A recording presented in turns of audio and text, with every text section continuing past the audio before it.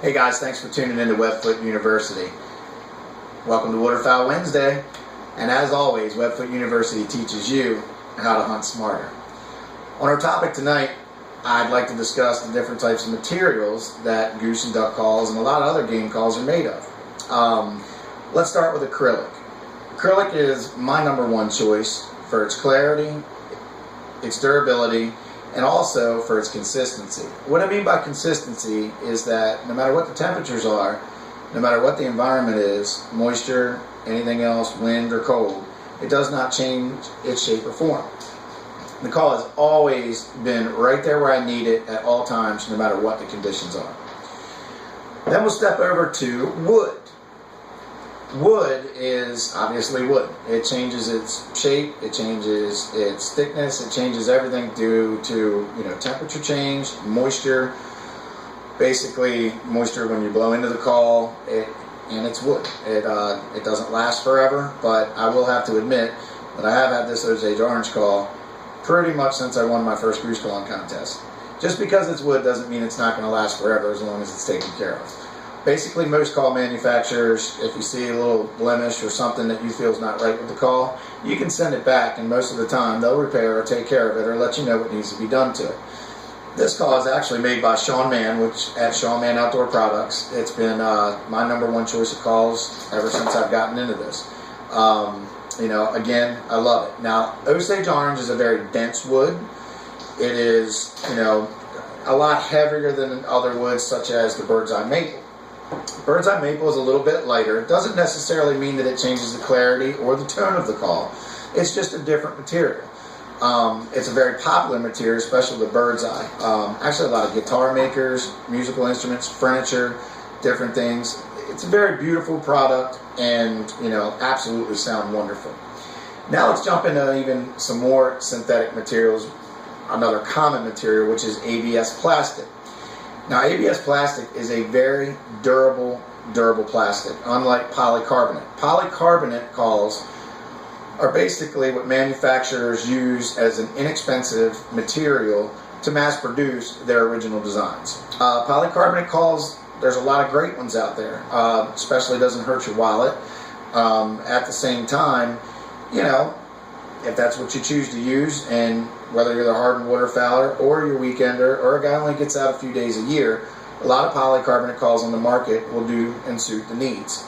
With the ABS plastic, again, it's very durable. You can basically run this thing over with a truck and you're not going to hurt it. This is a great product, or a great material to use as a die-hard guide, and basically your beginner can buy a $65 call and it's going to last you forever. They come in all different colors, black, green, everything else, camouflage, all different of the whole patterns and everything else that camouflage makers make. The other material is basically almost in between ABS and acrylic, which is called Delran. Delran is a little bit more expensive than the ABS calls and a little less expensive than the acrylic call. It's a little bit more in clarity due to the material, and the durability is pretty darn good also. I like the Delran calls for basically my hunting needs instead of stage needs. Basically my acrylic calls I do use in the field also, but they're more or less my competition style calls. It's always good to have at least one or two, which is the ABS, in your bag anyway. It always helps to have a backup, which I feel is very important. There's a lot of times where you get something stuck in the reed or whatnot, and you got to go to plan B, which should be one of these in your bag. You never can have too many lures in your tackle box. Let's do a durability factor. Delran, I would rate from 1 to 10. I'd give it a good 7.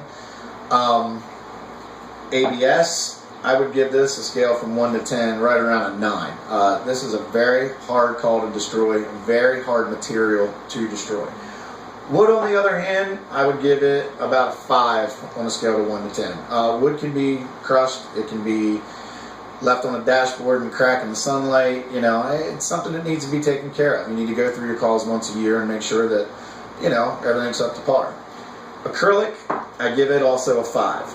The thing I found with acrylic that you have to be careful with is that if it's dropped on a hard surface, or basically in very cold weather. If you're jumping in and out of a pit or in and out of a blind, you can break this call, especially in cold weather. Acrylic will get brittle, and again, it's just tucking it in your jacket when you're running after that crippled goose or going out to, retrieve your harvest.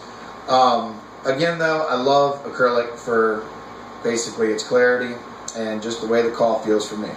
The other tip I'm going to give you for this evening is that, go to Bass Pro, go to Cabela's, go to, your local mom and pop store, your local sporting goods store, and try out a variety of different materials, different calls by different call manufacturers, and find one that fits you.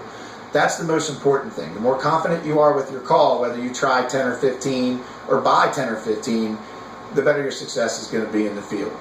Guys, thanks again. I greatly appreciate you tuning in to Webfoot University, and stay tuned for next week's Waterfowl Wednesday, where Trip Carway is going to do some pretty cool stuff. Thanks again, and to all the fathers out there, have a great Father's Day weekend.